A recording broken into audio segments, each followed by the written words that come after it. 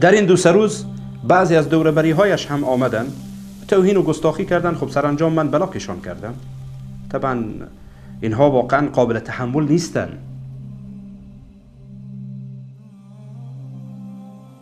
قابل تحمل نیستن از بس که ادبیاتشان یعنی چی عرض کنم به خدمتتان، اصلا حد و مرز نداره دیگه. هیچ حد و مرز را به رسمیت نمیشناسه.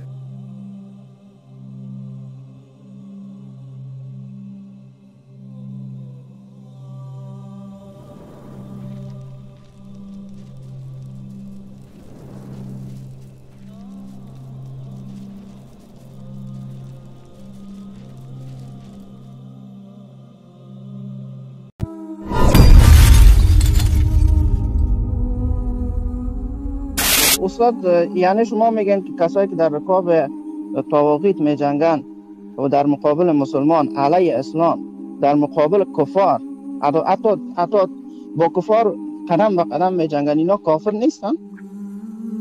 من نمیتوانم به صورت مطلق بگم که اینها کافر هستند. ولی این که برایتان میگم که یک لحظه گوش کنید. من خیلی واضح و شفاف گفتم که در رکاب طاغوت جنگیدن کفره، اما این که این فرد معین کافر باشه در این حرفه. ما نمیتوانیم تکفیر معین بکنیم. تکفیر مشخص بکنیم. امیدوارم که فرق این دوتا را متوجه شده باشه. من متوجه شدم استاد. حالا ما یکی عسکر طاغوت بشونیم، براش تعیین تکلیف بکنیم، براش بگوییم، حجت براش بطلبیم، بعد از او اگر قبول کرد تو کافر بگوییم، اگر نکرد نکنیم. درست؟ منظورتان همیه؟ منظور من اینه که تا زمان اتمام حجت نشه حق نداریم اون رو تکفیر کنیم. خدای نخواسته بین تکفیر معین بکنیم، تکفیر مشخص بکنیم. اصلا وظیفه ما تکفیر نیست، این رو خوب بفهمید. حتی این که واقعا ثابت بشه وظیفه من نیست، وظیفه شما نیست، وظیفه یک فرد عادی نیست. الذين آمنوا يقاتلون في سبيل الله والذين كفروا يقاتلون في سبيل الطاغوت فقاتلوا أولياء الشيطان إن كيد الشيطان كان ضعيفا.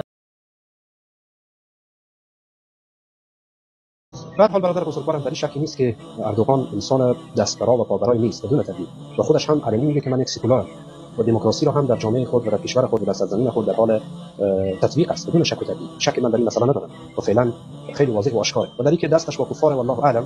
ولی آنچه که ظاهر احوال انسان میبینه که متاسفانه نوعی خیانت‌هایی از طرف این فرد در حق امت اسلامی صورت میگیره. یعنی آنچه که ظاهره، اما اینکه باطنش رو الله سبحانه و تعالی بهتر میدونه. من خودم فعلا تا به حال رو به صورت معین تکفیر نکردم، اما شما میگید که آقای دایی رو تکفیر کرده، از خودش بپرسید به چه دلیل تکفیر کرده، دلیل راضی بخواهید. شاید برای ایشان ثابت شده، شاید که ایشان در این راستا معلومات بیشتر داره یا با او صحبتی کرده. چون یک زمان جناب استاد دایی میگفت که حتی ما پوتین رو هم مستقیم نمیگیم که تو کافری، میرویم برایش اتمام حجت میکنیم، به جای اینکه بگیم تو کافری او رو اتمام حجت میکنیم، بقیه کفار رو هم میریم به اونها اتمام حجت میکنیم. شاید ایشان رفته اتمام حجت کرده، من نمیدونم، حقیقتا من این مسئله رو نمیدونم. اما شک در این نیست که من خودم شخصا این انسان را، آقای اردوغان را، من انسان نمیدونم که دستبرا و پابرا باشه. بدون شک و تردید خیانت‌های او ظاهر میشه، آشکار میشه، آنچه که یعنی ما میبینیم.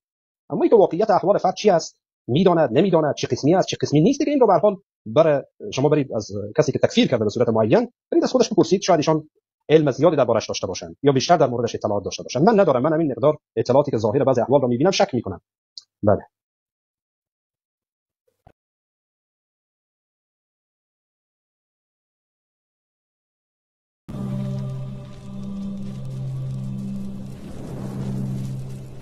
Hem yayıken Müslüman olunmaz. Ya Müslüman olacaksın ya yayın. İkisi bir arada olduğu zaman adeta ters mıknatıslanma yaparım. Mümkün değil ikisinin bir arada olması. Durum böyle olunca ben Müslümanım diyenin tekrar yanına gelip bir de aynı zamanda da layıkım demesi mümkün değil.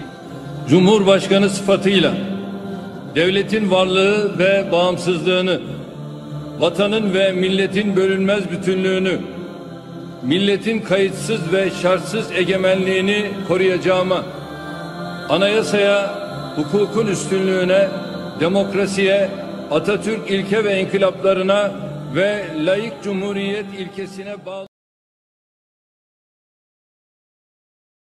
به هر حال برادر بزرگوارم در این شکی نیست که اردوغان انسان دستبرا و پابرای نیست بدون تردید و خودش هم علنی میگه که من یک سکولار و دموکراسی رو هم در جامعه خود و در کشور خود و در سرزمین خود در حال تطبیق است بدون شک و تردید. شک من در این مسئله ندارم و فعلا خیلی واضح و آشکاره و در اینکه دستش با کفار والله اعلم، ولی آنچه که ظاهر احوال انسان میبینه که متاسفانه نوعی خیانت‌هایی از طرف این فرد در حق امت اسلامی صورت میگیره. یعنی آنچه که ظاهره، اما اینکه باطنش رو الله سبحانه و تعالی بهتر میدونه. من خودم فعلا تا به حال رو به صورت معین تکفیر نکردم، اما شما میگید که آقای دایی رو تکفیر کرده، از خودش بپرسید به چه دلیل تکفیر کرده، دلیل راجع بخواهید.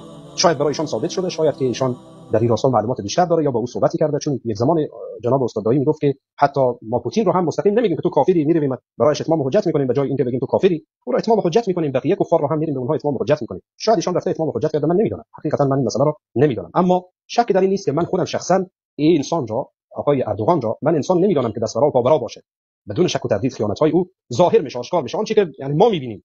اما اینکه واقعیت احوال فرد چی است، میداند نمیداند، چه قسمی است چه قسمی نیست، دیگه این رو به هر حال برای شما برید از کسی که تکفیر کرده به صورت معین برید از خودش بپرسید، شاید ایشان علم زیادی دربارش داشته باشند یا بیشتر در موردش اطلاعات داشته باشند. من ندارم، من همین مقدار اطلاعاتی که ظاهر بعضی احوال رو میبینم شک میکنم. بله.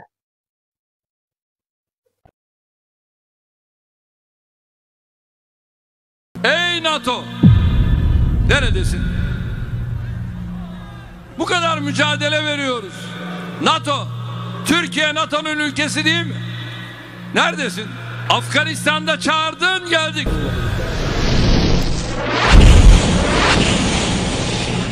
Somali'ye çağırdın, geldik. Balkanlara çağırdın, geldik.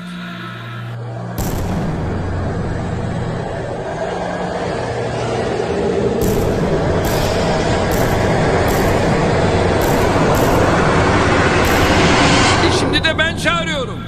Hadi bakalım Suriye'ye gel. Niye gelmiyorsun? 911 kilometre sınırları olan Türkiye şu anda tehdit altında, niye gelmiyorsun? Neden? Sadece kuru kelamlar bizi doyurmuyor. و در اینکه دستش با کفار والله اعلم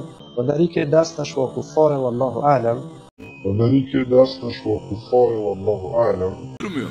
Türkiye halihazırda NATO misyon ve harekatlarına en fazla katkı yapan ilk 5 ülkeden biridir.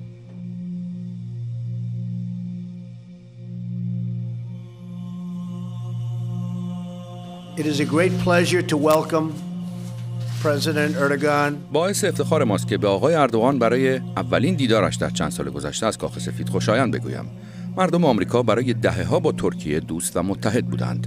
امروز ما در جنگ با تروریسم با دشمن جدیدی مواجه هستیم و می‌خواهیم بار دیگر در کنار هم با این خطر روبرو شویم. ما از ترکیه در جنگ با ترور و گروه‌های تروریستی مانند داعش و PKK حمایت می‌کنیم و اطمینان حاصل خواهیم کرد که محل امنی برای مخفی شدن نداشته باشند.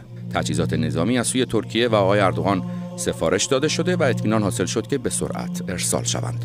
من چشم به انتظار همکاری با پرزیدنت اردوغان برای دستیابی به صلح در خاورمیانه، برای رویارویی با دشمن مشترک و برای خلق آینده‌ای خوب و تأمین امنیت در هر دو کشور هستم.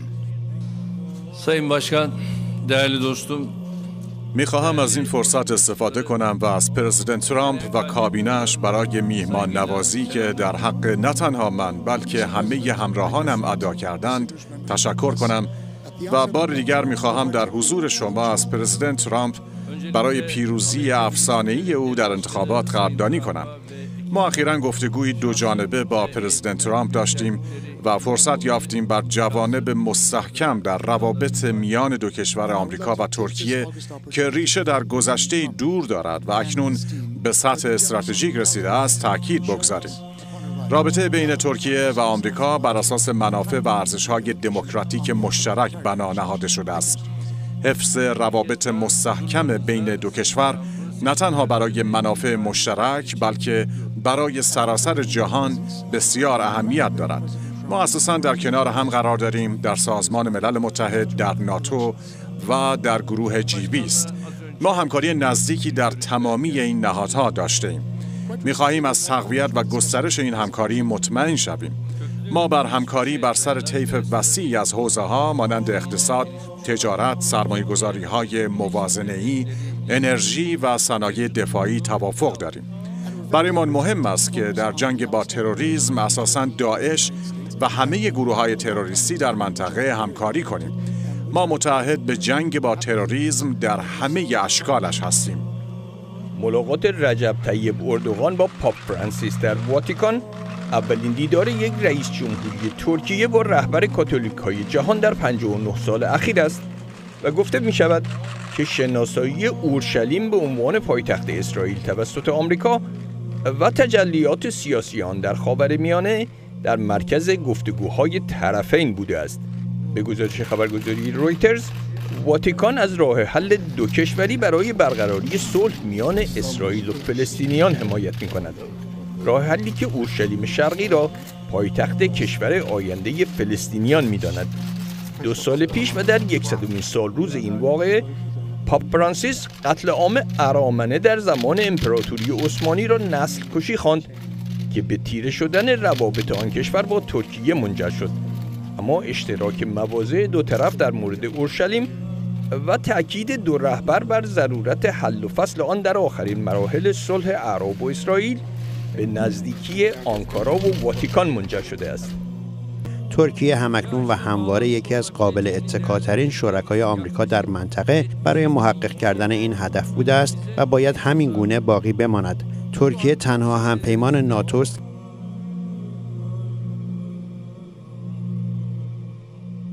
من ندارم. من همین مقدار اطلاعاتی که ظاهر بعضی احوال را می‌بینم شک می‌کنم. بله. من ندارم. من همین مقدار اطلاعاتی که ظاهر بعضی احوال را می‌بینم شک می‌کنم. بله. من ندارم. من همین مقدار اطلاعاتی که ظاهر بعضی احوال را می‌بینم شک می‌کنم. بله.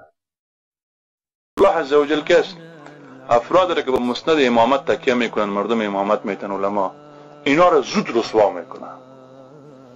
به خاطر اینکه مسئله که مسئله دین است، اینا زیاد تال نمیخورن. اینا را الله خودش رسوا میکنه. رسواییش خود الله بدوست. دیگه هیچ کس آیسته رسوا میشن. به این خاطر که کسایی است که با قرآن سنت میخوان بازی کنن، اینا جزایشون هم با سنگین است. اوقات من بی‌ادبی این فرد و افراد دیگری که شبیه این فکر میکنن را میبینم. باور کنید، یعنی میگویم که اسلام ستیز، بعضی از اسلام ستیزان، نه همیشان، بعضی از اسلام ستیزان به مراتب مؤدب‌ترن از اینها.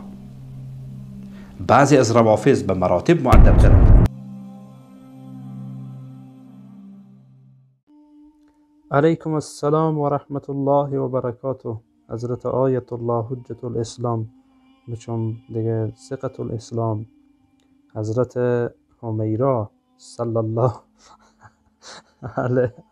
علیه السلام حفظه الله و قدس الله سره العزیز. نه مشکلی نیه داخل اون نگذارین، بهتره. خب شما نام بدین، اما نام خود که من از این بعد از شما خواهش کنم. چرا نه؟ البته این بیرونشه که داخلشه، اینم که پاهای منه. اینجا هم یه چیزیه که میبینی. دیدین اینجا این سینم خب برام اینجوری درست کنم. میبینی؟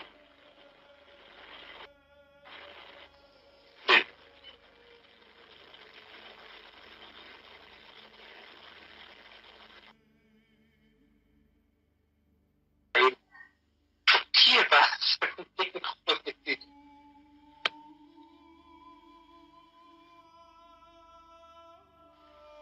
جالبه؟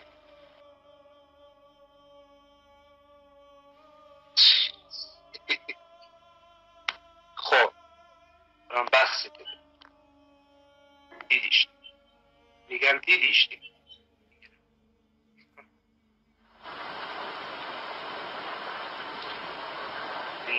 پشت سرمه، میبینی که پشت سرمه این آخرین دیوار حرم اینجاست.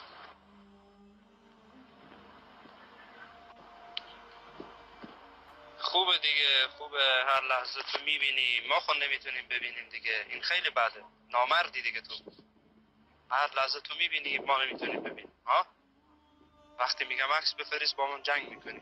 ها حالا چاقم نی که برات قطنبه بگم.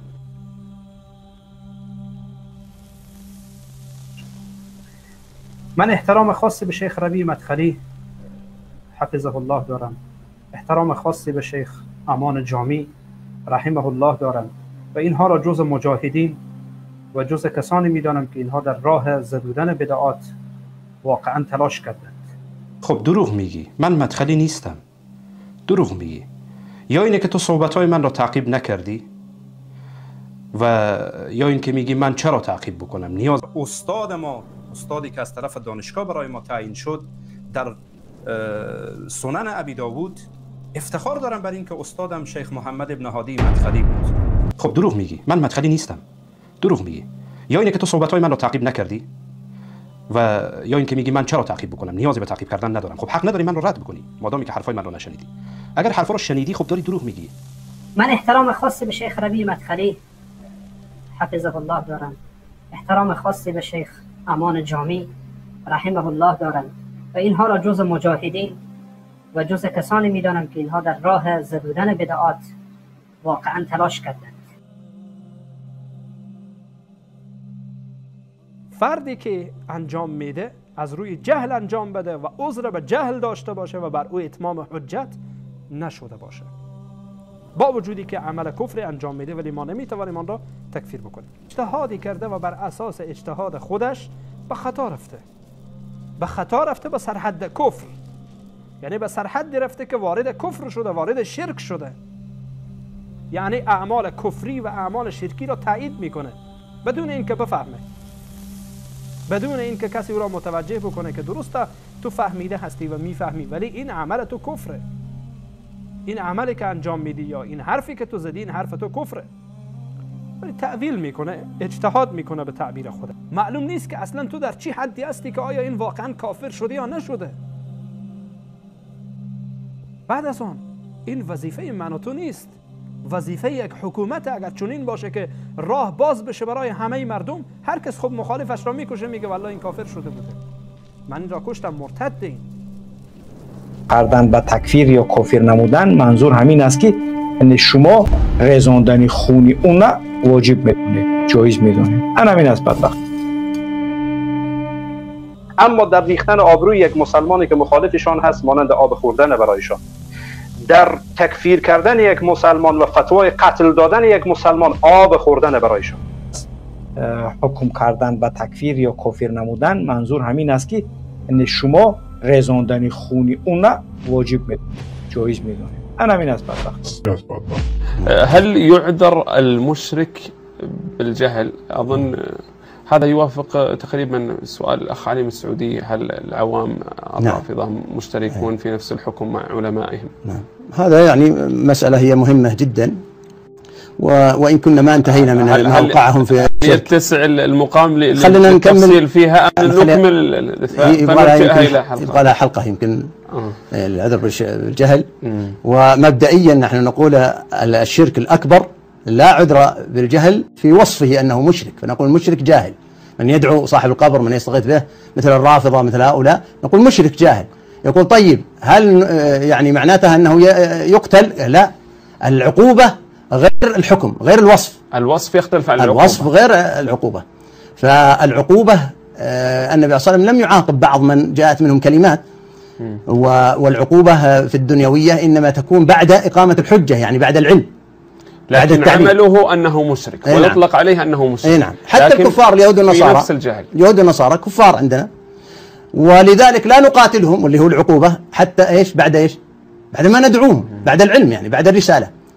وهذا هو الأصل، العقوبة لا تكون في الدنيا أو في الآخرة إلا بعد الرسالة. وما كنا معذبين حتى نبعث رسولا، ما قال ما كنا مكفرين حتى نبعث رسولا، هم كفار قبل بعثة الرسول، فلما جاءهم الرسول لإقامة العقوبة الآن الدنيوية والأخروية، فيقاتلهم بعد ما يعلمهم ويدعوهم. وهؤلاء أيضا بعد ما يعلمون ويدعون إلى التوحيد إن كانوا تحت ظهرانينا نحملهم إلى القضاء ويعاقبون بعد، لكن التفصيل فيه يأتي إن شاء الله بعدين. طيب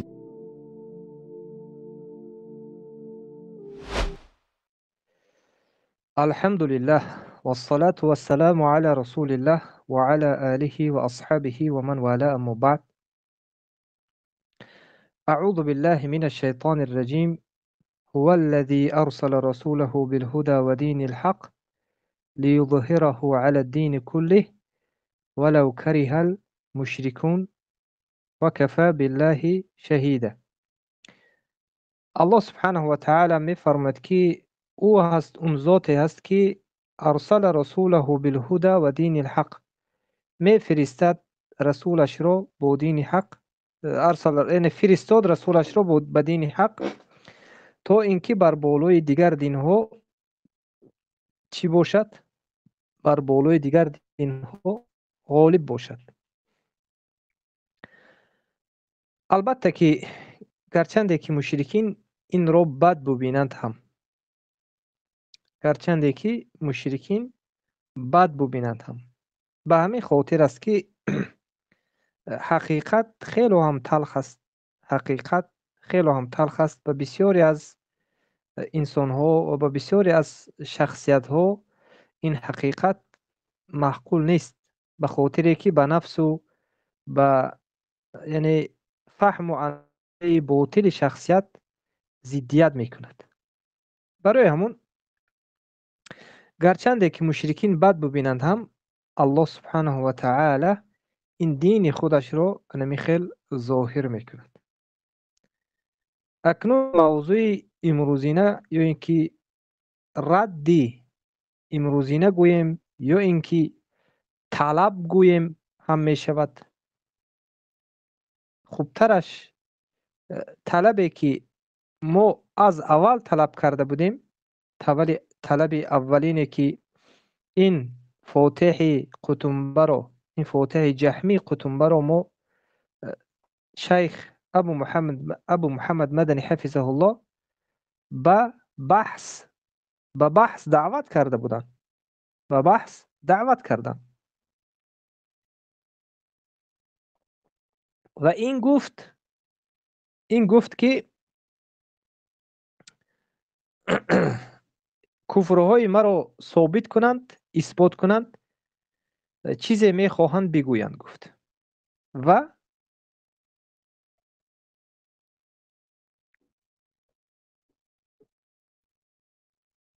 البته امروز من میخواهم درباره انمین سخنهایی که از زبان خودش برآمده است و در جای دیگر گفت که من مدخلی نیستم.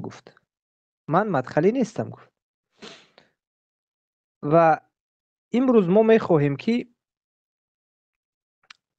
چیکار کنیم؟ ما میخواهیم که از زبان خود همین انسان انمین سخنها رو برای شما یعنی گذاشته بشنوانیم که این کذابین و این خیانت کننده های دین و این خیانت کننده های دین الله سبحانه و تعالی که در لباس دعوتگر و در لباس ملا و دملا و شیخ و فلان و علان مردم فریب کرده ایستادن و در یک جا چخلی که یک سخن رو میگوید فرداش میبراید و از سخنش باز میگردد. به مثل همین جهمی هایی که بودند. جهمی ها چیکار کردند؟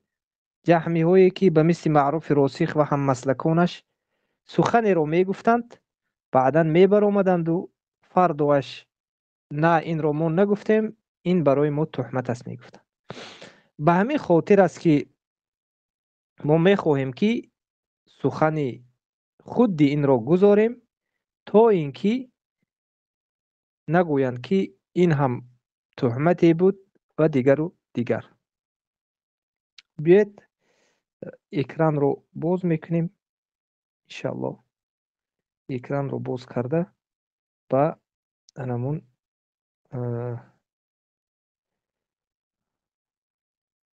خب 1 دقیقه از اولش می رویم.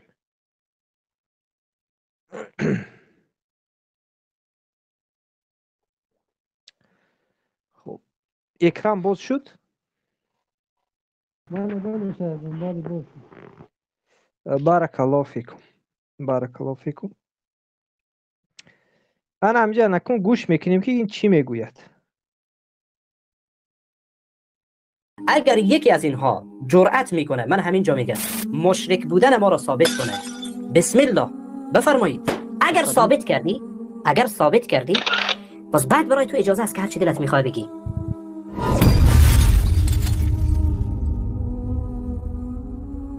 استاد این میگوید که مشرک بودن مرا هر کسی میخواهد که ثابت بکند، بعد چیز دلش میکشد بگوید، چیز دلش میخواهد بگوید. باز گشته میگذاریم، شاید دوم مراتبش باز هم فهموتر شود. زیرو اگر یکی از اینها جرأت میکنه، من همینجا میگم، مشرک بودن ما را ثابت کنه، بسم الله بفرمایید. اگر ثابت کردی پس بعد برای تو اجازه است که هر چی دلت میخواد بگی.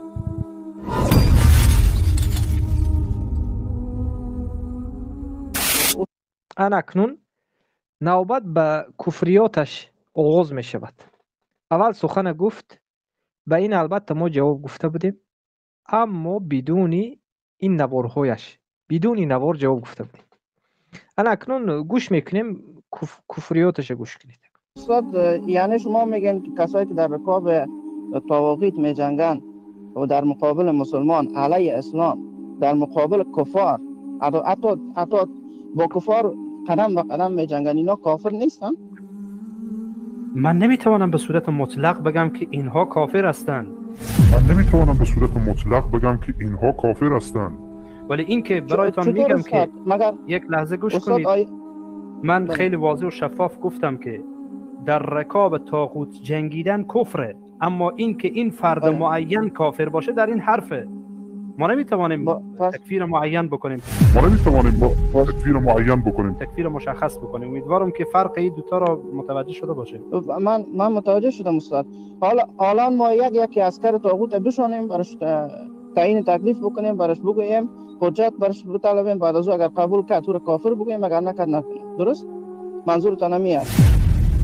منظور من اینه که تا زمان اتمام حجت نشه حق نداریم اون رو تکفیر کنیم.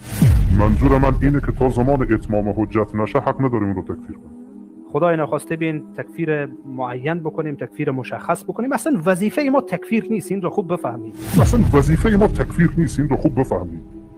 حتی این که واقعا ثابت بشه، وظیفه من نیست، وظیفه شما نیست، وظیفه یک فرد عادی نیست. حتی اگر ثابت بشود میگوید وظیفه من نیست، وظیفه یک فرد عادی. حتی این که واقعا ثابت بشه، وظیفه من نیست، وظیفه شما نیست، وظیفه یک فرد عادی نیست. الله المستعان، الله المستعان. در اینجا میگوید که هر کسی که در انمون صف لشکر طاغوت بجنگد، در صف و یعنی در رکاب، یعنی در همون صف طاغوت ها، در صف طاغوت ها بجنگد، ما این رو تکفیر کرده نمیتوانیم میگوید. البته در اینجا ما به هر یک این دلیل ها رو ذکر کرده مختصر می رویم. الله سبحانه و تعالی آشکار واضح می فرماید که کسانی که مؤمنین الذين آمنوا يقاتلون في سبيل الله والذين كفروا يقاتلون في سبيل الطاغوت، کسانی که ایمان آوردند در راه الله سبحانه و تعالی می جنگند و کسانی که کافر شدند در راه طاغوت می جنگند. کسانی که کافر شدند در راه طاغوت می جنگند. و به این اولیاهای شیطان شما بجنگید. فقاتلوا اولیاء الشیطان ان کید الشیطان کان ضعیفا. این کید شیطان یعنی مکر و حیله شیطان ضعیف است. انا اکنون یکمین آیتی که در سوره نیسا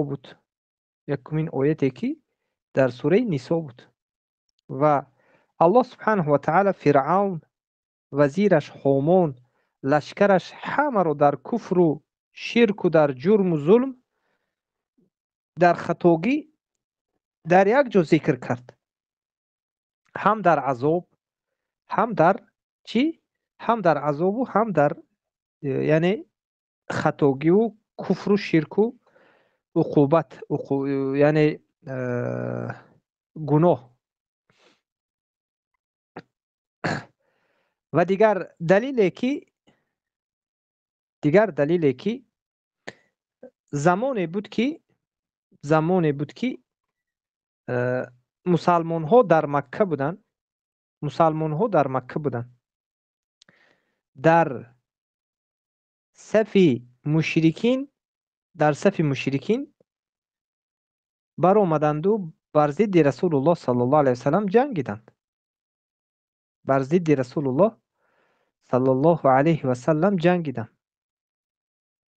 رسول الله صلی الله علیه وسلم که اونها در انمون رکاب طاغوت ها بودند، در رکاب مشرکین بودند، در صف مشرکین بودند. حتی عمک رسول الله صلی الله علیه وسلم که عباس بود گفتند که یا رسول الله من مسلمان بودم. گفتند رسول الله صلی الله علیه وسلم گفتند ظاهری تو در صف مشرکین بود، بله حکم تو هم به مثل همون است. برای همون تکفیرش کردن، در اونجا تکفیرش کردن در صف مشرکین، در صف مشرکین بر ضد مسلمان ها جنگید. و امروزینه مشرکینه که امروزینه لشکران طاغوت، مگر اینها حتی بعضی از این طایفه‌ای که مردم فریب کرده به اون مقصد پلید کفری و شرکی خود استفاده برده قانونهای کفری رو جاری میکنند، اینها حتی در گمراهی و ضلالت و کفر و شرک هستند. کجا ماند این دولت‌هایی که البته این درباره انمون لشکرانی که اشرف غنی که بود لشکر انمون رو به نظر دارد، والله اعلم در همون زمان سوالش کرده ایستادند از افغانستان. اینها میمرند. این جهمی های قوم پرست، البته گپی من برای خاص انمین جهمی ها است که این جهمی ها از یک جانب جهمی است، از یک جانب به درجه عالیش قوم پرست است، به درجه عالی قوم پرست است. اما در برابر یک مسلمان، در برابر یک موحد، در برابر یک طالب علم اهل سنت و الجماعه تمام سخنها رو میگویند. خوارج است، کلاب النار است، دیگر و دیگر است. الا اگر این را کسی خوب بگوید، بعدا اون برادر است، گرچند که او حزبی هم باشد، گرچند او مشرک و دموکرات هم باشد. و اثبات این هم حالا می آید. برادر جان گفته در پهلویش می ایستد. و بعدا دیگر چیزی که دیگر کفر این حتی میگوید که ثابت هم شود، میگوید تکفیر وظیفه ما نیست. میگوید تکفیر وظیفه ما نیست. میگوید الله المستعان، الله المستعان. انا مین نامش جهالت میگویند، انا مین نامش جهمیگی و بی علمی و جاهل احمق میگویند. اینها که جاهل هستند، آخر اینها از خری خانه شون دم دیده جاهل تر هستند. الله المستعان. به همین خاطر اینها که عقیده اهل سنت و الجماعه رو نه آموختند و نمی آموزند و نمی خواهند که بی آموزند، عاقبت خود گمراه می شوند و دیگرها رو هم گمراه می کنند. و خیلی که در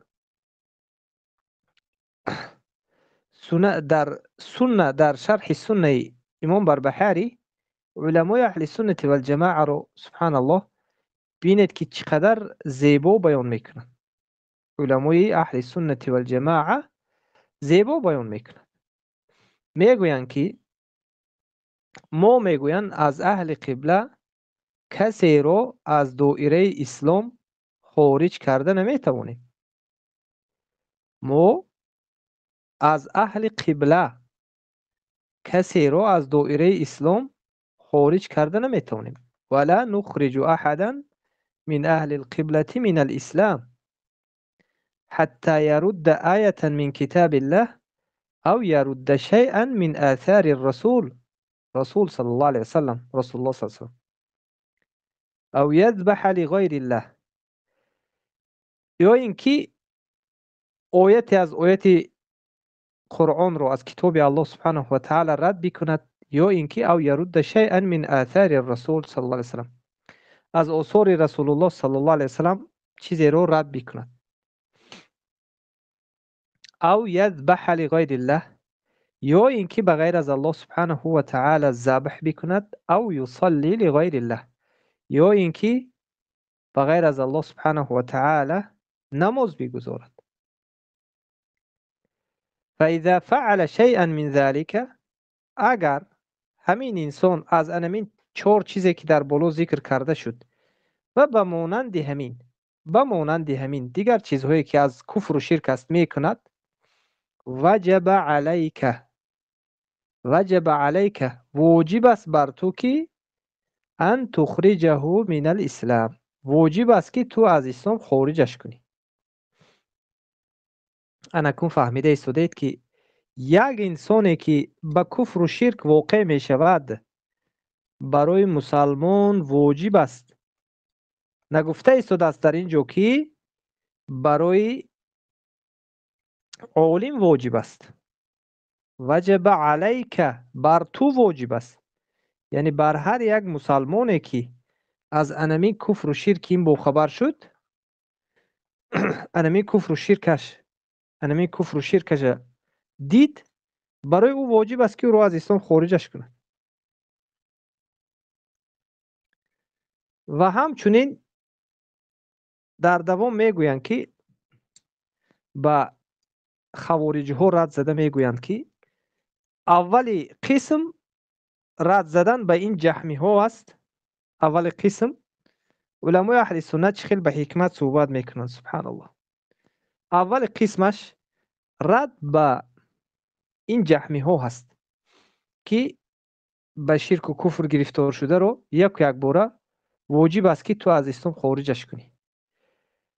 و اذا لم يفعل من ذلك شيئا، و اما اگر انمین کفر و شرک ها رو نکرد، من ذلك شيئا فهو مؤمن مسلم بالاسم لا بالحقیقه، این مؤمن و مسلمان است، مؤمن و مسلمان اسمی نه حقیقی. فهمیده ایستادید؟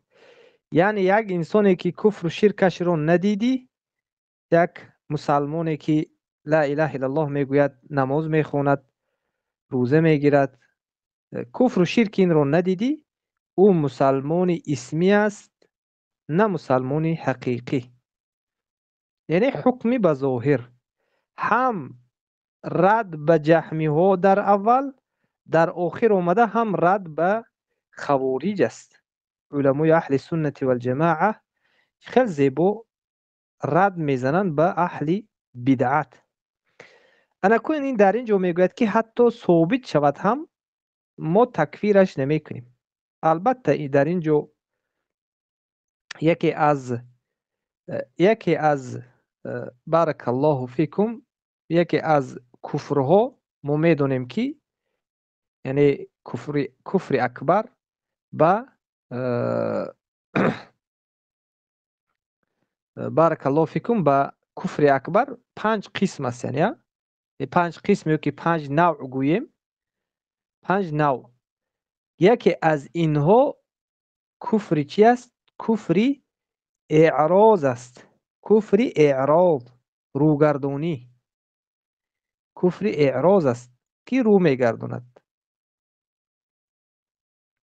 الله سبحانه و تعالی چگونه که میفرماید ما خلقنا السماوات والارض وما بينهما الا بالحق واجل مسمى والذين كفروا عما انذروا معرضون.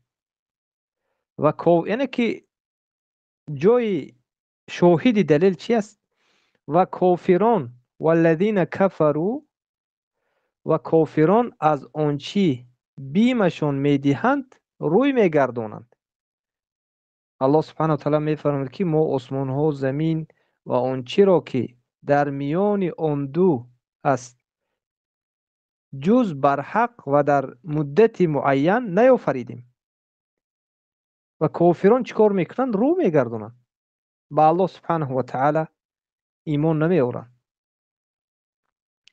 و همچنین الله سبحانه و تعالی رو آیاتهایش رو که یک انسانی که در صف طاغوت ها خدمت میکند این مشرک است و کافر است و این را تکفیر نکننده حالا کفر به طاغوت ندارد، حالا کفر به طاغوت ندارد، حالا طاغوت را نشناخته است. و همچنین تکذیب هم هست. یکی از این تکذیب آیات های الله سبحانه و تعالی هست که و من اظلم ممن افترى علی الله کذبا او کذب بالحق لما جاءه الیس فی جهنم مثوى للکافرین. پس کیست ستمگارتر ظالمتر از اون که بر الله سبحانه و تعالی دروغ میبندد یا به هنگامی که حق به سوی او آید دروغ میشمارد. حق به سویش که اومد دروغ میشمارد. آیا مگر کافر بودنی لشکری طاغوت با آیت صریح ثابت نیست؟ مگر با آیت صریح ثابت است. این رو انمین تکذیب کننده که به کفر تکذیب گرفتار شده رد می کند، دروغ می شمارد، دروغ می شمارد. آیا در جهنم جایگاه برای کافران نیست؟ گفته یعنی الله سبحانه و تعالی در الیس فی جهنم مثوى للکافرین. این گونه انسان ها کفار هستند. به مثل همین عبدالرحمن فاتح قطنبه قطنبه تو به زبان خودت گفتی که شرک و کفر مرا ثابت کنید، خودت به زبان خودت گفتی و تا به امروز ما به یک کفر و شرکت انکار و رد کردگی تا ندیدیم، تا به امروز ندیدیم. لیکن زبان دراز بر اومده ما به بحث دعوت میکنیم. میگه تو اول به اون سخنی که گفتی که کفرهای مرا ثابت کنید، شرکهای مرا ثابت کنید، چیزی میخواهید بگوید. تو اول برو اولین کاری که تو میکنی، تو برو این کفرهایی که کرده ای از اینها توبه بکن و رد بکن اینها رو که من از این کفرهای خودم توبه میکنم. یا در نزد تو اگر اینها کفر و شرک نباشد ثابت کن که در نزد ما کفر و شرک هستیم. البته با دلایل قرآن و سنت، با فهم سلف، از نزد خودمونه. البته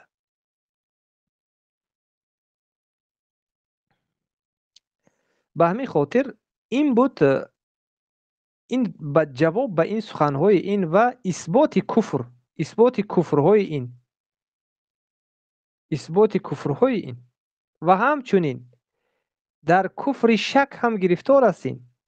یعنی کافری که ثابت شده است کفریات و شرکیاتش تکفیر کردن نمیتواند. بیاید به ویدیو دویمش میرویم که ویدیو دویمش چی است. بارک الله فیکم.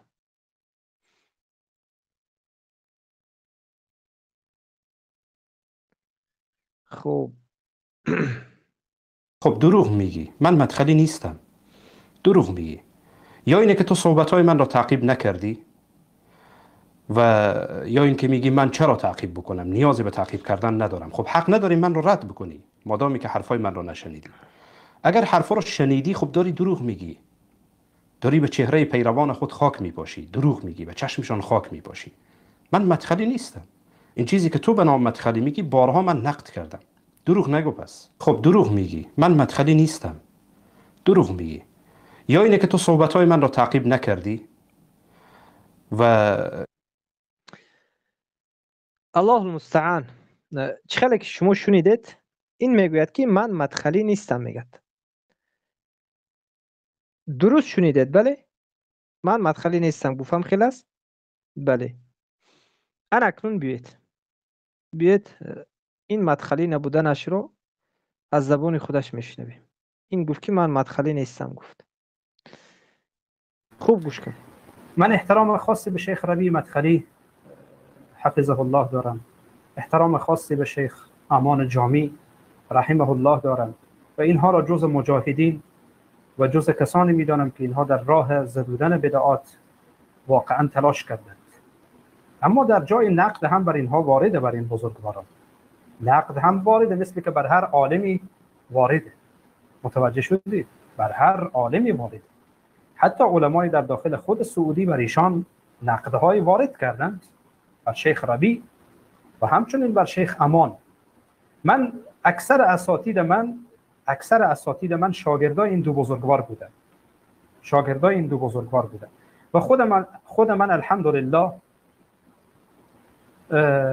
الحمدلله افتخار شاگردی شیخ محمد ابن هادی مدخلی حفظه الله را دارم که سنن ابی داود را در کلیه حدیث یا در پانزه حدیث در دانشکده حدیث پیش ایشان خواندیم.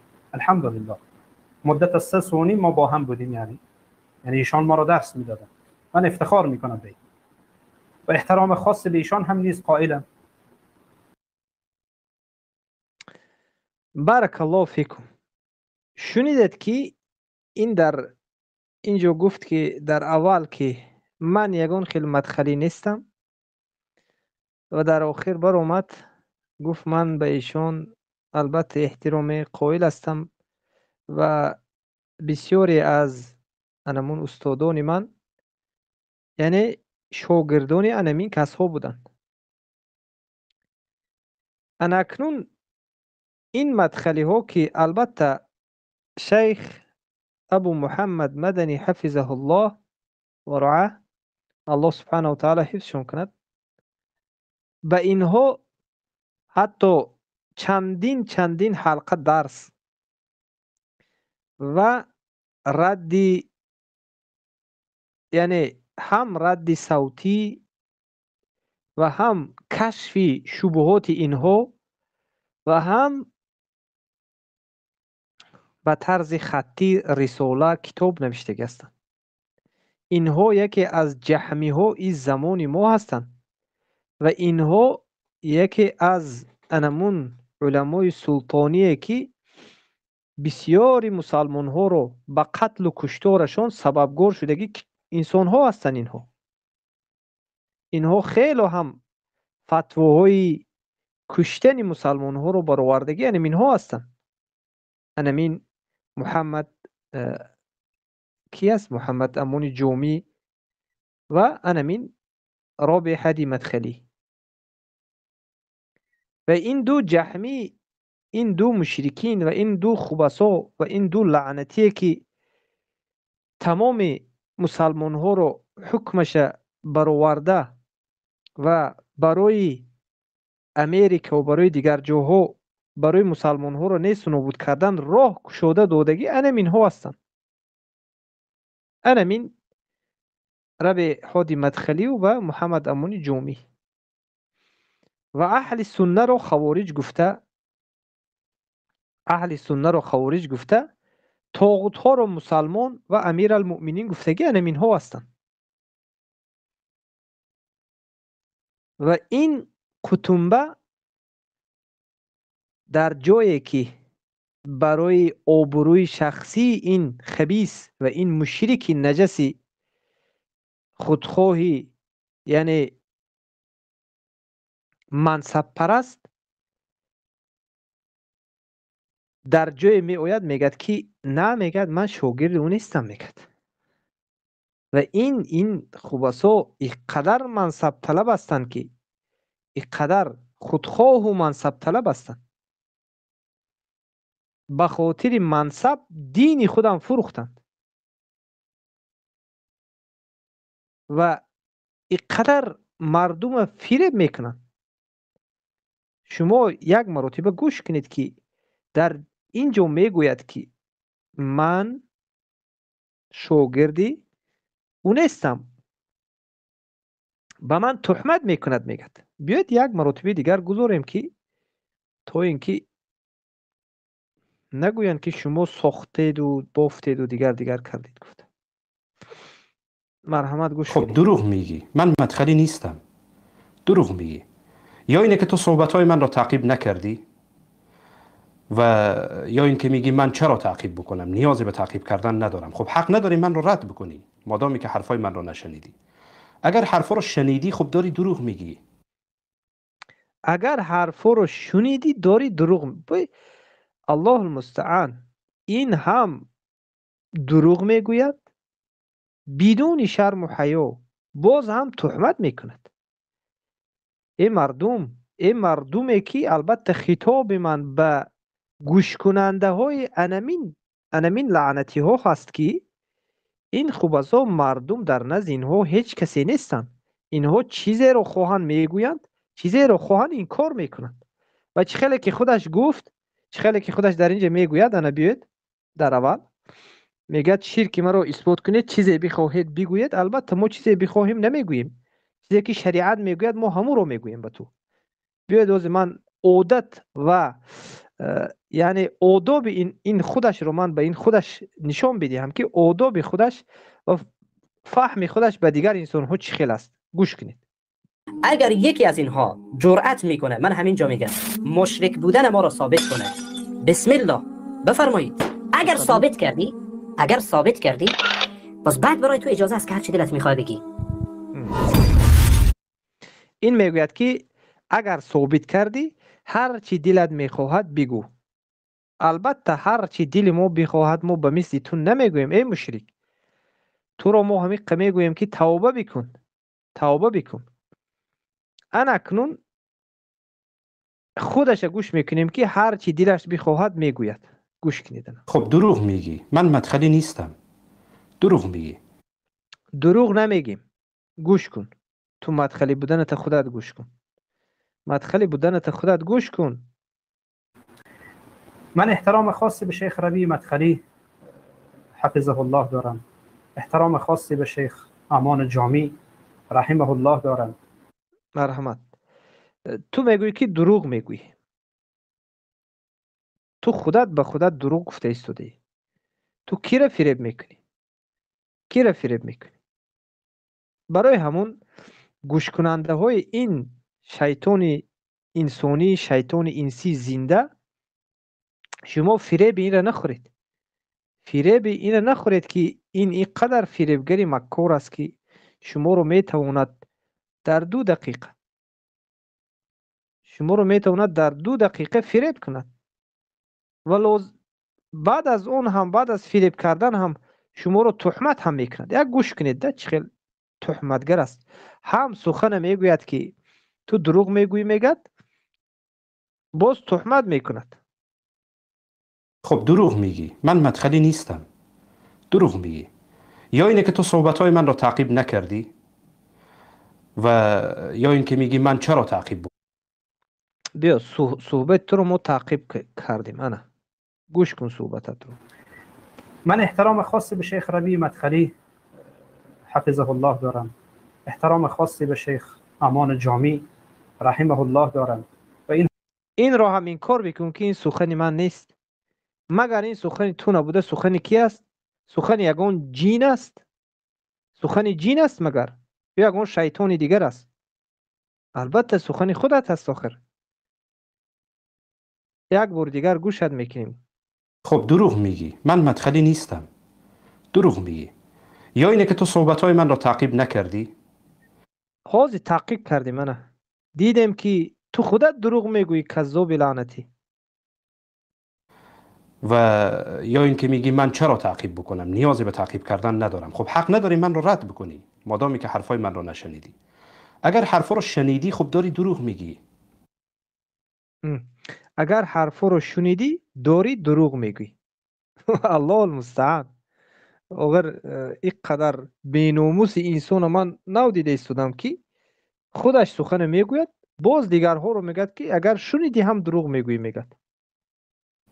داری به چهره پیروان خود خاک میپاشی، دروغ میگی، به چشمشان خاک میپاشی. آخر تو خاک نپاشیده ایستاده باشی، تو خاک نه، تو ای متهم، ای تهمتگر، ای کذاب، تو خودت آشکار و واضح تهمت داری. تو حالا سخن نکرده رو هم دروغچی برآورده ایستادی. میگد اگر گرچنده که اینه با خودش گوش کنیم بیاید. من رو نشنیدی. اگر حرفا رو شنیدی خب داری دروغ میگی. اگر حرفا رو شنیدی داری دروغ میگی میگد. بیا گوشت کنیم نگوشم. باز گوشت میکنیم. گشته و برگشته میمونیم گوشت میکنیم که با نگویی که شما دروغ میگید. این انمی خیل هستن. اهل توحید، برادران اهل توحید، ما به خاطر همین ویدیوهای اینها رو میگذاریم که صوتای خودشون رو که اینها همیشه مردم رو فریب کرده، اینها به من تهمت میکنند میگویند. برای همون گوش کنید خودش چی میگوید. آیا ما دروغ میگوییم که این؟ من احترام خاصی به شیخ ربیع مدخلی حفظه الله دارم، احترام خاصی به شیخ امان جامی رحمه الله دارم و اینها را جز مجاهدین و جز کسانی میدانم که اینها در راه زدودن بدعات واقعا تلاش کردند. اما در جای انا اکنون اهل توحید یک نقطه دیگر رو هم من برای شما ذکر کنم که به خاطر چی گفت که اینها رو من همچون یک مجاهد میدونم، به خاطر که یکی از عقیده های انمین عقیده هایی که اینها دارند مدخلی ها، لشکران طاغوت اینها مجاهد میدونند. لشکران طاغوت اینها مجاهد میدونند. به همین خاطر است که اینها رو من مجاهد میگویم میگد. فهمیده ایستادی؟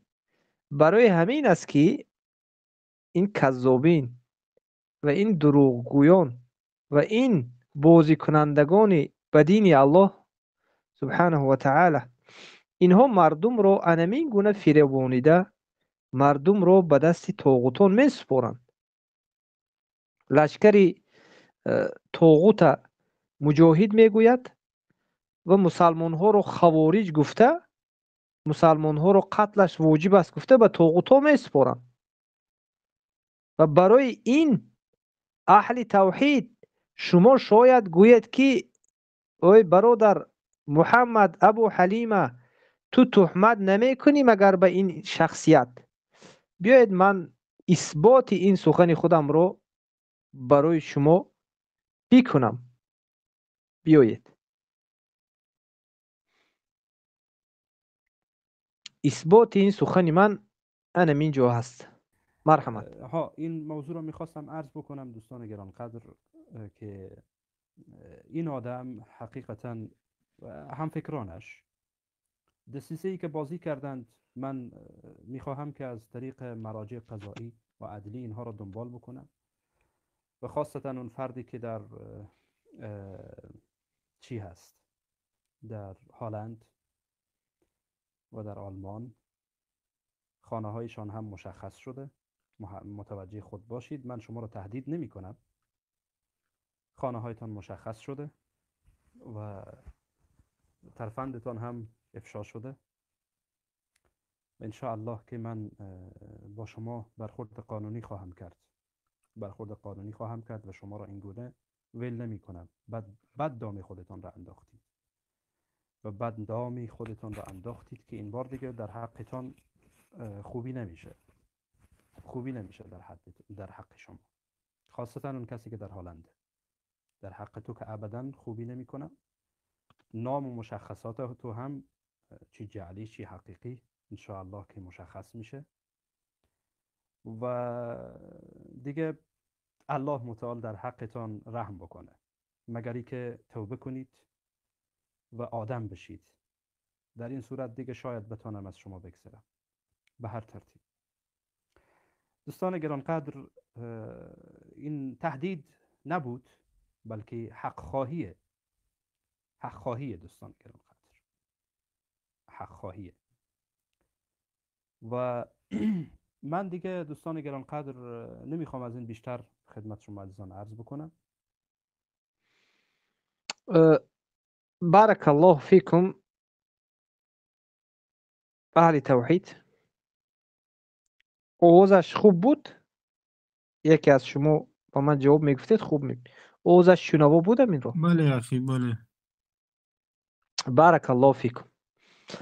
در اینجا این قطنبه که یک چند وقت میخواست کسی رو، یعنی انمون شرمگاهی کسی رو دیدن، میخواست اعوذ بالله من ذلک، این نفس پرستی لعنتی که نه پروای دین خودش رو دارد نه پروای دین مردم رو، فقط به خاطر شخصیت خودش چیکارهای میخواهد میکند.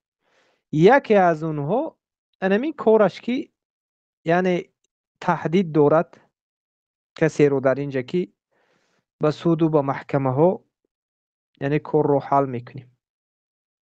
اعوذ بالله من ذلک. دیده استودید این لشکران طاغوت والله که کسانی که همین رو گوش میکنند، روز شود شما حقیقت رو برای این گوید، اگر شما رو برده میفروشد. شما رو برده اینها یک میجه هم نوزده شما رو برده میفروشد. پروای هم ندارد در حق شما. برای همون است که ما اینقدر با مردم میفهمونیم احتیاط کنید از این مدخلی ها، از این قاتلان. اینها حکم قتل امت برآوردن.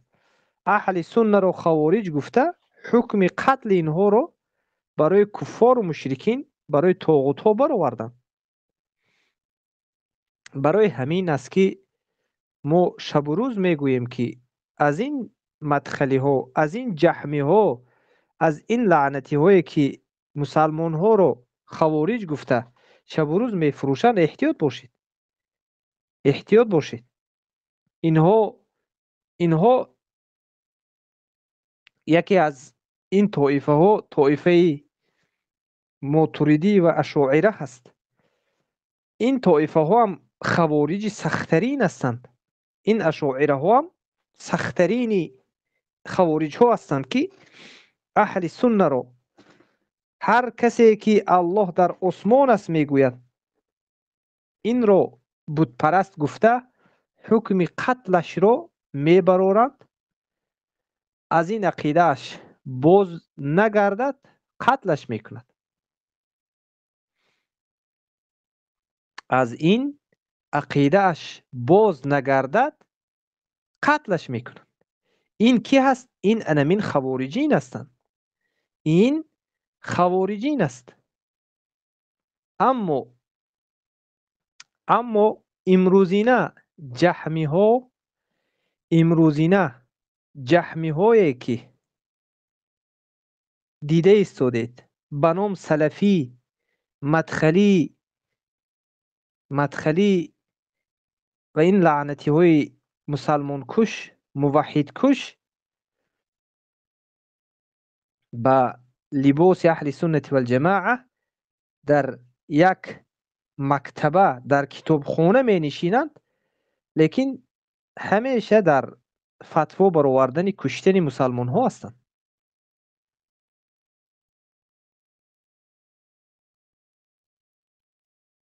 بارک الله فیکم. و خود شما دیده استودید که این ما یک چند روز پیش به این رد زده بودیم. یعنی اینها انمی خیلی میگویند که این به من تهمت است و اونش به من تهمت است. ما به خاطر همین است که نوارها رو میگذاریم که تا اینکه نگویند که به ما تهمت کردن.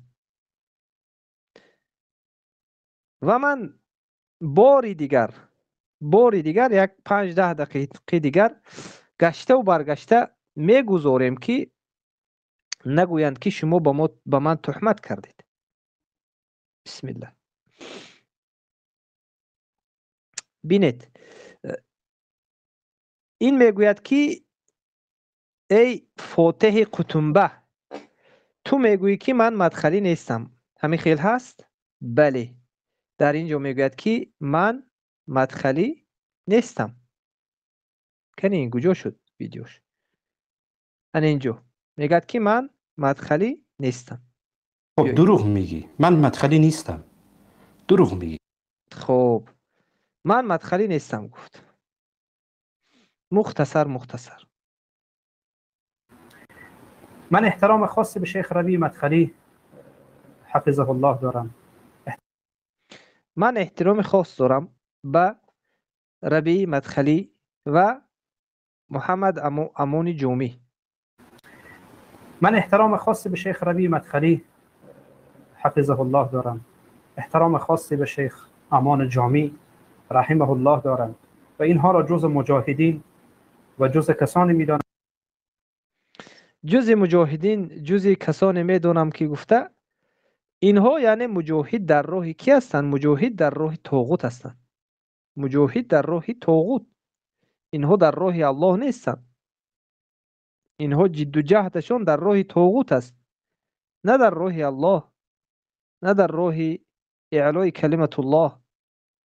در حالی که مسلمان ها رو در کل جهان خوارج و تکفیری برآوردند، اهل توحید رو خوارج برآورده، اهل توحید رو خوارج میبرورند و اما صوفی قبوری مشرک ها رو مسلمان میگویند. لشکر طاغوت رو مسلمان میگویند.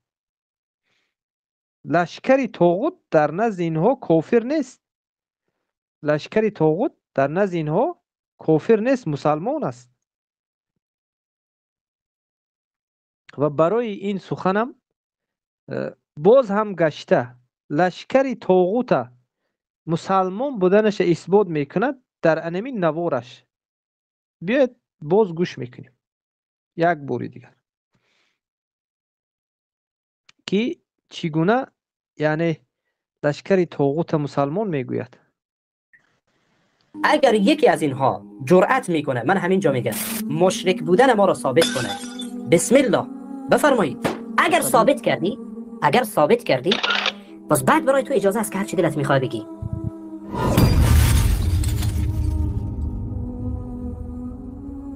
استاد یعنی شما میگن که کسایی که در رکاب طواغیت میجنگن و در مقابل مسلمان علیه اسلام، در مقابل کفار، حتی با کفار قدم به قدم میجنگن، اینا کافر نیستن؟ من نمیتوانم به صورت مطلق بگم که اینها کافر هستند.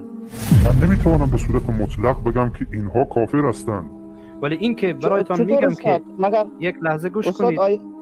من خیلی واضح و شفاف گفتم که در رکاب طاغوت جنگیدن کفره، اما این که این فرد معین کافر باشه در این حرفه. ما نمیتوانیم تکفیر معین بکنیم.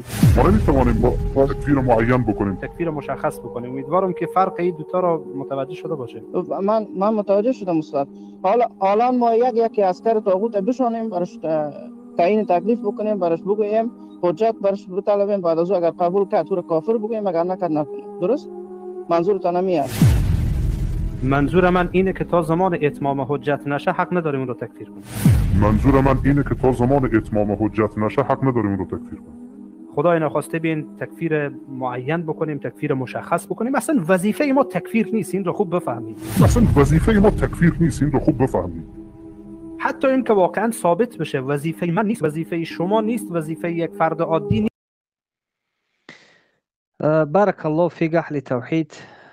وظیفه ما نیست میگوید، اما تمام نامها رو با اهل توحید، تمام نامها رو با اهل سنت و الجماعه میگذارد. خوارج و تکفیری و کلاب النار و دیگر نامها رو میگذارد. ذره محبت به اهل توحید ندارد، ذره موالات به اهل توحید ندارد، ذره یعنی نصرت اهل توحید نمی کند، اما برای منفعت خود، شخصیتش و برای منفعت انمون منصب و کرسی خودش به تمام انسان ها همدوستی میکند، به مشرکین و به کفار و به دموکرات و به یهود و نصارا، به همش. یکی بر این دلیل چی هست؟ آیا این سخن ما از پیش خود میگوییم؟ البته نه. نه، البته ما به هر یک سخن خود دلیل داریم.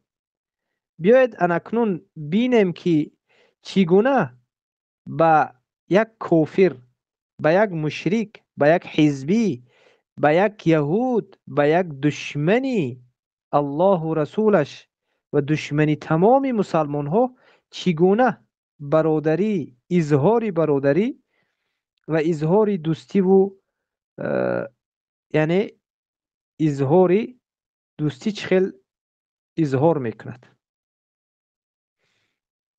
الله و برکاته. جزاکم الله خیرا. الله یستان کنه و سلام و خسته نباشید به خدمت همه بینندگان عزیز و گرامیتان از برادر و خواهر بزرگواری که در برنامه‌تان هستند و جزاکم الله خیر. در خدمت شما هستیم. خوشحالیم که از طریق شما بینندگان عزیز و گرامیتان صدای ما را میشنوند. برنامه و عنوانی که گذاشتیم ما می‌خواستیم یک مباحثه با ابو محمد مدنی داشته باشیم در اون احکام تکفیر و جهمی گفتن مرتد و مشرک گفتن، ولی خوب دیگر تنها و تنها نه اینکه وارد شد، ولی بلکه ما یک هفته قبل هم گذاشته بودیم برنامه را، اما وارد نشدند. ما خود ما رو قهرمان نمیدیم. ما طالب علم هستیم، لیکن منهج یکی از علما تعلیم گرفتیم. منهج این خوبه چی است؟ میرود این عبدالرحمن شرمنده در بارک الله فیکم. در این جایان دیده استودید که چقدر به تمام احترام و حرمت و به تمام یعنی محبت به یک کافر، به یک مشرک، به یک دشمن الله و رسولش رفته همنشینی کرده و با او دوستی میکند و اما لشکری طاغوت رو کافر گفته نمیتواند. و همچنین کسانی که لشکران طاغوت و کسانی که این طاغوت ها رو به نظر مردم مسلمان کرده نشان دادن، اونها را نیز مجاهد میگد، و مانند محمد امانی جامی و انمین ربیع حادی مدخلی رو، اینها را مجاهد میگوید. اما اهل سنت و الجماعه را تمام نام ها رو میگذارد، چی خوارج است، چی کلاب النار است، تکفیری و دیگر. اما اهل سنت و الجماعه این گونه چرت و پرت و یعنی سخنهای پوچ و سخنهای بی اساس بر اینها نمیگوید و به سخنهای بی اساس و پوچ به اینها رد نمیزند. البته ما یک قسمی از سخنهای کفری و شرکی که این داشت. اکنون بینید الله سبحانه و تعالی می فرماید که لا تجد قوم يؤمنون بالله واليوم الآخر يوادون من حاد الله ورسوله ولو كانوا آباءهم او ابناهم. یعنی در همین جا الله سبحانه و تعالی چی را فرموده است؟ میگوید که بارک الله فیکم. در اینجا الله سبحانه و تعالی در مسئله موالات، چقدر که در اصول الثلاثه ما میخونیم که ان من اطاع الرسول ووحد الله لا يجوز له موالات من حاد الله ورسوله ولو كان اقرب قریب. انا بعد دلیلش من آیت میورد که هر کسی که به الله و رسولش اطاعت میکند، هر کسی که اطاعت از رسول الله صلی الله علیه وسلم میکند و از الله میکند و الله رو یگانه میدوند، برای این گونه انسان جایز نیست. لا يجوز له موالات من حاد الله و رسوله ولو كان اقرب قریب. گرچند که از اقربی، از نزدیکترین انسانهایش باشد. الله سبحانه و تعالی فرمود که لا تجد قوم یؤمنون بالله. تو نمیابی کسی رو که به الله سبحانه و تعالی ایمان آورد و الیوم الاخر و به آخرت ایمان داشته باشد یودون من حاد الله و رسوله که دشمنی الله و رسوله به خودش دوست بگیرد گرچنده که او از پدرش باشد فرزندش باشد برادرش باشد یا اینکه خویش و تبارش اولئک کتب فی قلوبهم الایمان و در قلب انمین گونه انسان ها ایمان کتابت کرده شده است و الله سبحانه و تعالی اینها رو یعنی چی کردگی هست به اینها قوت دادگی است این گونه انسان ها و داخل یعنی که این گونه انسان ها داخل جنت می شود الله سبحانه و تعالی اینها رو داخل جنت می کند و یدخلهم جنات تجری من تحتها الانهار خالدین فیها الله سبحانه و تعالی اینها رو داخل جنت می کند و در جنت جاودان هستند اینها این صفتی کی هست صفتی کسانی که به الله و به روز آخرت ایمان بیارند و به کفار و مشرکین دوستی نکنند همچنین در سوره ممتحنه الله سبحانه و تعالی می فرماید که اعوذ بالله من الشیطان الرجیم میکروفون خاموش کنید کی است در اینجا میکروفون کی است میکروفون خاموش کنید الله سبحانه و تعالی می فرماید در سوره ممتحنه اعوذ بالله من الشیطان الرجیم قد كانت لكم أسوة حسنة في إبراهيم والذين معه إذ قالوا لقومهم إنا براء منكم ومما تعبدون من دون الله كفرنا بكم وبدا بيننا وبينكم العداوة والبغضاء أبدا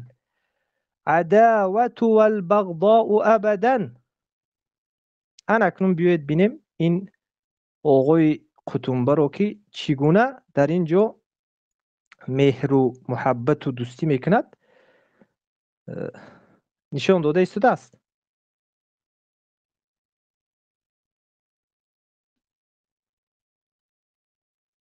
اکران برادرو آواز کنید که نشان داده ایستاده است اکران بله بارک الله فیک بینید جزاكم الله خيرا الله يجزاكم کنه و سلام و خسته نباشید به خدمت همه بینندگان عزیز و گرامیتان از برادر و خواهر بزرگواری که در برنامه‌تان هستند و جزاكم الله خیر در خدمت شما هستیم خوشحالیم که از طریق شما بینندگان عزیز و گرامیتان صدای ما را میشنوید برنامه و عنوانی که گذاشتیم ما می‌خواستیم یک مباحثه با ابو محمد مدنی داشته باشیم در اون احکام تکفیر و جهمی گفتن و مرتد و مشرک گفتن ولی خوب دیگر تنها و تنها نه اینکه وارد شد بلکه ما یک هفته قبل هم گذاشته بودیم برنامه را اما وارد نشدند خود ما رو قهرمان نمی‌بینیم بارک الله فیکم اهل توحید چگونه که شما میدونید ما میتونیم که در اینجا یعنی میکروفون رو محکم کنید برادر عزیزم اهل توحید در وقت صحبت کردن خواهش میکنیم یا که میکروفون رو محکم کنیم یا محکم کنیم یا اینکه الله المستعان سلام علیکم و رحمت الله و برکاته شیخ الله جزای خیرتون در میکروفون خاموش کنید گفته ایستادیم صحبت کرده ایستادیم برادر آداب در کجا است یا به مثل همین جهمی ها اینجا هم بزرگ کردنی هستید الله المستعان به همین خاطر در اینجا با کفار و مشرکین دوستی میکند که در حالی که کانال های این حزبی ها آشکار و واضح که به یهود حتی به شیطان هم همکاری میکنم میگوید به خاطر یک تخت به خاطر یک منصب و به خاطر یک چیز یک کرسی کفری یک کرسی که به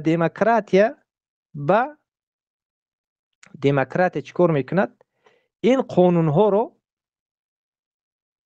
به خاطر انمین قانون‌های دموکراتی رو به دست آوردن، به خاطر به انمین قانون‌ها چیکار کردن؟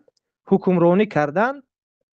این الله المستعان به شیطان‌ها هم همکاری میکنم گفته بود. به شیطان‌ها هم همکاری میکنم گفته بود. و این آقای قطنبه آمد به این مشرک محمد اقبال مشرک حزبی دموکرات دوستی برادری برادرجان عزیزم گفته با اون دوستی محبت خود اظهار کرد، اما اهل توحید خوارج تکفیری مسخره استهزا. این هست عقیده جهمی ها. این هست عقیده انمون استادش که استاد عزیزمون که از مجاهدین بودن میگن ربیع حادی مدخلی و محمد امون جومی. این جهمی های زمانه هستن اینها. به همین خاطر ما حالا همه نوار رو نگذاشتیم در اینجا، همه نوار رو نگذاشتیم و تا به امروز به این کفرهای خود توبه این رو ندیدیم و نبرآمد به این سخنها جواب نگفت، نبرآمد نگفت. خودش مردانوار برآمد گفت که در اینجا که مرحمت کفرهای ما رو اثبات بکنند. اگر یکی از اینها جرأت میکنه، من همینجا میگم، مشرک بودن ما رو ثابت کنه، بسم الله بفرمایید. اگر ثابت کردی پس بعد برای تو اجازه است که هر چی دلت میخواد بگی. البته ما گفتیم برای شما که ما هر چی دلمون بخواهد حق نداریم بگوییم، برای که دل ما برای ما شریعت نیست. شریعت ما قرآن و سنت است. شریعت ما فهم سلف است.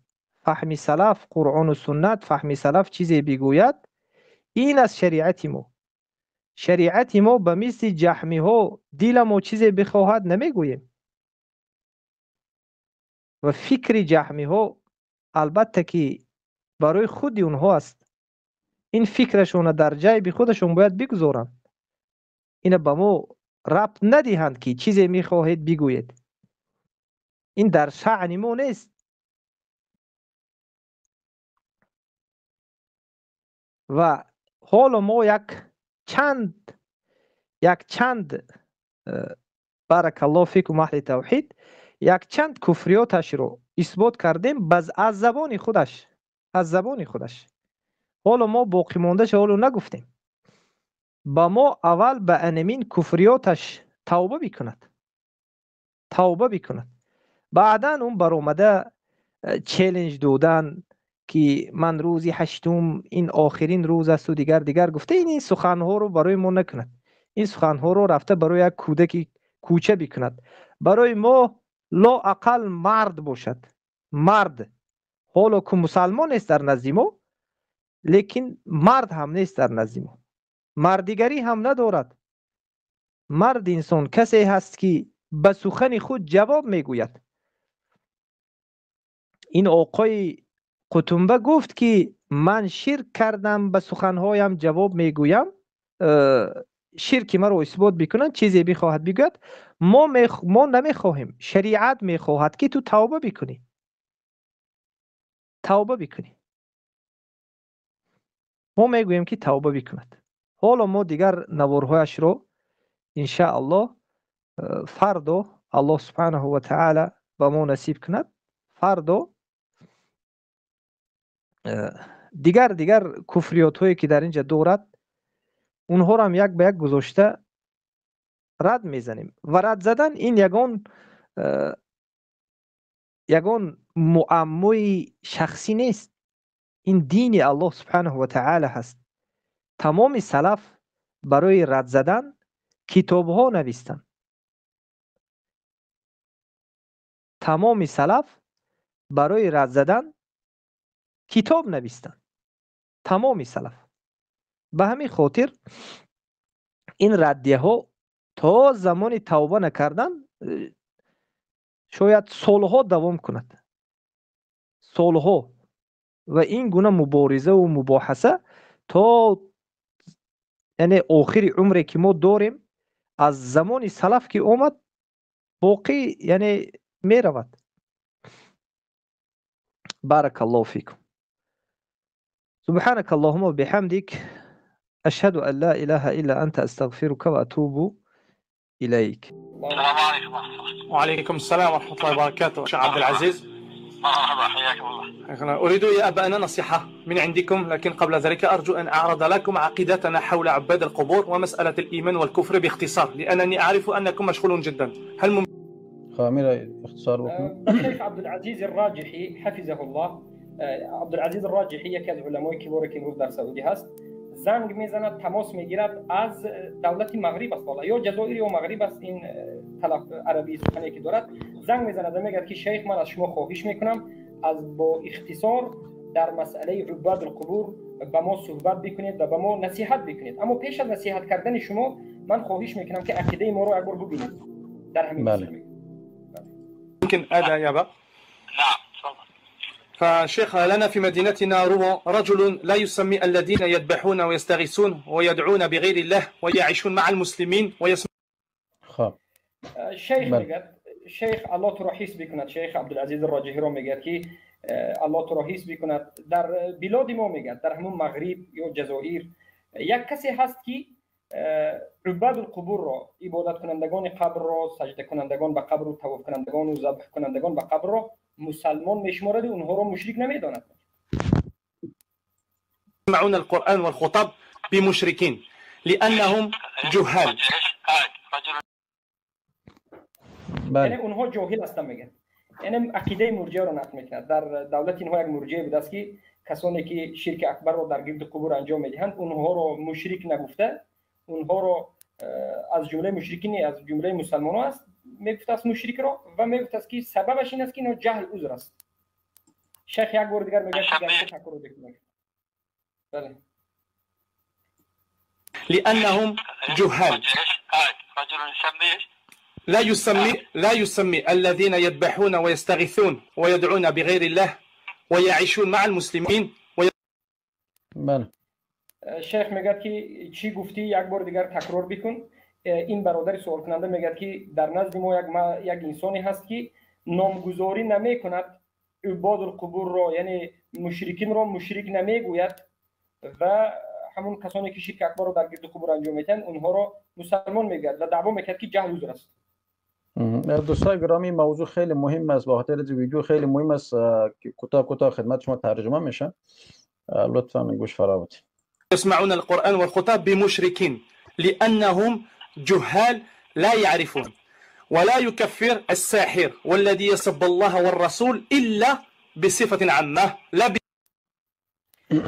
در اینجا میگه که این مرجئه، یعنی این انسانی که مشرک را مشرک نمیگفته است، همون مشرکایی که دعوای اسلام دارند، یعنی نماز میخوانند، لا اله الا الله میگن، روزه میدارند و شرک اکبر را میکنند، میگفته است که اینها مسلمانند، برای اینها جهل عذر است و این چنین او تکفیر عموم داشته است، مثل امروزه مرجئه هایی که در بین من شما وجود دارد به لباس سلف، عیناً همون را سوال داشته است، گویا که امروز همون مرجئه های زمان ما رو یا که همون مرجئه های در بین من شما بوده رو سوال کرده است، میگه که اینها تکفیر عموم میکنند، یعنی میگفته است که ساحر مشرک است، کسی که به غیر الله عبادت کند مشرک است، اما در تکفیر عین مشرک نمیگفته است، زیرا میگفته است این مسلمان است، دعوای مسلمانی دارد و جهل عذر است.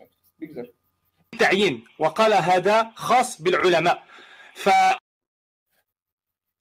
تکفیر تعیین رو، یعنی یک آدم معینی که شرک اکبر رو میکند، همین رو معین، همین آدم رو مشرک گفتن رو میگفته است که این حق ما نیست، جهل عذر است، این حق علما است، علما باید تکفیر بکنن. خاص بالعلماء. فأعلن الحرب علينا لأننا سميناهم مشركين كفار. و میگه این مرد مرجئه به ما، یعنی چی میکند، اعلان جنگ کرد، به ما رد میزند و به ما جنگ میکند، مخالف ما شد به خاطر اینکه ما مشرک را مشرک میگیم. بدون إقامة الحجة وبدون رجوع إلى العلماء لأن ذلك من المعلوم من الدين بالضرورة. زیرا که ما میگه مشرک را مشرک میگویم بدون اقامت کردن حجت و بدون بازگشت به علما، زیرا که این مسئله میگه معلوم من الدین بالضروره است. یعنی مشرک گفتن یک کسی معینی که به شرک اکبر واقع شد، این معلوم من الدین بالضروره است میگه. وطبعا نحن نتكلم على العقيدة لا على تنزيل الأحكام على المرتد لأن با شیخ میفهمند که شیخ اینجا میگه عادتا میگه صحبت ما درباره فقط نام گذاشتن یک کسی که شرک اکبر رو انجام داده الان صحبت میکنیم، نه درباره حکم میگه، یعنی نه درباره تکفیری حکم، یعنی ما اینا خونش حلال کردن و خودش قتل کردن و صحبت نمیکنیم، فقط درباره مشرک گفتن صحبت رفتی دست میگه. یعنی نه درباره حکم مرتد صحبت میکنیم میگه. بله بله. هذا خاص بالقضاة ولا ندخل في حكمه في الآخرة، بل الاعتقاد بأنه مشرك كافر هذا واجب علينا ولا بد أن نعتقد كفره، لأن تكفير المشركين داخل في مسمى الكفر بالطاغوت. در اینجا میگه که خون مال او حلال کردن، حکم مرتد و تکفیر معذب کردن این خاص قضات است، ما این به داخل نمیشویم. مسئله جهنم به مولا صحبت نکرده میگه. شیخ میگه تکفیر کردن مشرک، یعنی مشرک گفتن میگه ما میگوییم که بدون اقامه حجت و تکفیر که این مشرک گفته میشه، در این داخل است به کفر بالطاغوت میگه. این از کفر بالطاغوت است. ايضا لا نقول فيه خلاف بين العلماء في العذر بالجهل في المسائل الظاهرة الجلية. و میگه که در ما میگوییم که میگه، یعنی عقیده خودش رو به شیخ بیان کرده است، ما میگوییم که میگه در شرک اکبری که ظاهر است، جلی است، آشکار است، خفی نیست، عذر بالجهل وجود ندارد و ما میگیم که در این مسئله علما اختلاف نکردند، یعنی اجماع است، جهل عذر نیست در شرک اکبر ظاهری جلی میگه. كما يزعم هذا المرجئ الغلي، بل نقول العذر بالجهل يكون في المسائل الخفية وهذا القسم خاص بالعلماء. خیلی که میگه دعوا میکند این مرجئه، یعنی این مرجئه چی دعوا میکرده است؟ دعوا میکرده است که مسئله عذر بالجهل در شرک اکبر ظاهری جلی هم اختلافی است میگفت و مسلمان هایی که مسلمان هستند اینها ما مشرک نمیگیم میگفت. این مرجئه، این برادر نه مرجئه میگه بارک الله و عقیده ما میگه این مرجئه این کسی که شرک اکبر رو کرد مشرک است میگه، اما ما میگه جهل رو در شرک اکبر ظاهری جلی عذر نمیدونیم، در شرک خفی عذر میدونیم میگه و این مسئله خفی متعلق به علما هست میگه. ببینید چه عقیده. ما بين ذلك سماحة الوالد عبد العزيز بن باز رحمه الله في شرحه على كشف الشبهات. خیلی که میگه همین گفته که من حاضر گفتم، همین گفتم رو میگه شیخ عبدالعزیز بن باز در کتابی کشف الشبهاتش آشکار و واضح بیان کرده است میگه، یعنی ما عقیدمون رو از همون جا گرفتیم. وأيضا يطعن فينا بسبب اعتقادنا كفر أحد الحكام بعينه لما وقع فيه من نواقض و این چنین میگه این مرجع ما رو متهم میکنن، تهمت میکنن وقتی که ما یک حاکمی رو به عینش تکفیر میکنیم، یک حاکم رو به عینش تکفیر میکنیم وقتی که به شکننده های اسلام واقع بشه. اعتقادنا كفر أحد الحكام بعينه لما وقع فيه من نواقض الإسلام من الحكم بغير ما أنزل الله یعنی وقتی که ما یک حاکمی رو دیدیم که حکم بغیر ما انزل الله حکم کرد، یعنی بغیر حکم الله حکم کرد، ما اینا به عینش تکفیر کنیم، مرجئه این انسان مرجئه معروف به ما تهمت میزند، یعنی در حق ما سخنهای ناسزا میگه. أعراض عن الشريعة في شتى مناحي الحياة وكذا تشييده الأضرحة، ولأنه استأصل الشريعة وبدلها بالديمقراطية یعنی حاکمی که شریعت رو تبدیل به دموکراتی کرد و شرک و کفر و ریده رو اجازت داد، یعنی به حکم بغیر حکم الله کرد، ما این خیلی تکفیر میکنیم. وقال أن السياسة الشرعية ليست محلها في هذا البلد. این مرجئه ها گفتن که سیاست شرعی محلش در این دولت ها نیست، یعنی سیاست شرعی گویا از عقیده و از این باب نیست. استبدلها بالقوانين الوديعية، فقلنا له الكفر دون كفر لا يطبق عليه، بل يطبق على الذي يحكم بالشريعة دائما ولو خالفها مرة أو مرتين. یعنی مرجئه گفت است که هر حاکمی که حکم بغیر حکم الله کند ما او را مسلمانی فاسق میگیم، کفرش دون کفر است. خیلی که مرجئه ها امروز میگن، مدخلی ها میگن، البته امروز مرجئه که در مسئله عذر بالجهل صحبت میکنن، بعضیشون بعضی حکما را کافر میگن. لیکن بالاخره اینها عقیدهشون اگرچه قبول نکنند مدخلی هستند، همشون در باب عقیده در عقیده مرجعه هستند که این رئیسشون در همین زمان مدخلی و البانی و غیره هستند. پس بالاخره بله شیخ، یعنی منظورشان این بود که یعنی مرجعه را میگه کفر اصغر است نه کفر اکبر. بله منظورشون اینه دموکراتی و همون تبدیل شریعت رو چی میگفتن؟ کفر اصغر میگفتن. فرغم كل شيء يا شيخنا بينا له المسألة بأقوال العلماء أن التكفير ليس كما يزعم خاص بالعلماء مطلقا، نكفر الذي كفره الله والرسول ولا نكفر بالكبائر كالخوارج. نحن منهم بسیار ایرا خوب مقبول تشریح مهربان. بله شیخ در اینجا برادر به شیخ میگه که ما اعتقاد داریم که تکفیر این فقط خاص علما نیست. تکفیر این یک عمل است که تکفیر میکنیم هر کسی رو که الله و رسول او رو تکفیر کرده باشه. الله هم براء. فبعد ذلك عاند أكثر، ونفس الرجل الذي يسمي مراد علي أريوة هذا غير الناطق بالعربية، لذلك یعنی این انسانی که هست میگه خودش لغت عربی رو نمیدوند، میگه مراد علی غير الناطق بالعربية، غير الناطق بالعربية، لذلك يتأثر ببعض الأشخاص.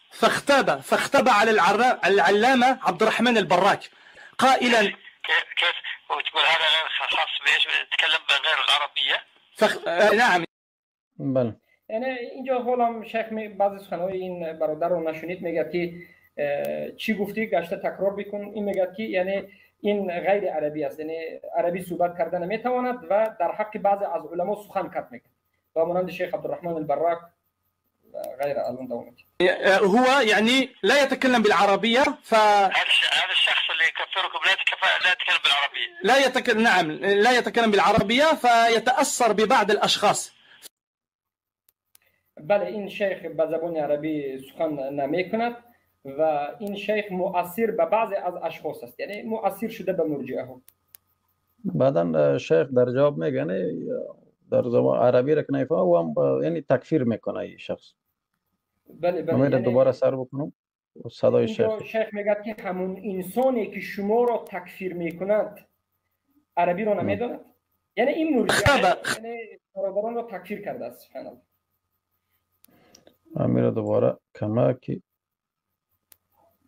دوباره نعم لا يتكلم بالعربية فيتأثر ببعض الأشخاص. فاختاب على العلامة عبد الرحمن البراك قائلا إنه إخواني لأنه يزكي سيد قطب، واختاب على الشيخ الغنيمان بأنه قطبي سروري، وعلى الشيخ عبد الله جربوع بأنه تكفيري حدادي. بله. یعنی شیخ عبدالله شیخ براک رو گفته است که شیخ براک این قطبی است، زیرا که سید قطب رو خوب گفته رحمه الله گفته، و شیخ عبدالله غنیمی رو حدادی سروری میگه و شیخ عبدالله جربوع رو تکفیری حدادی. انا همچنین درباره علما سخن میکرده است.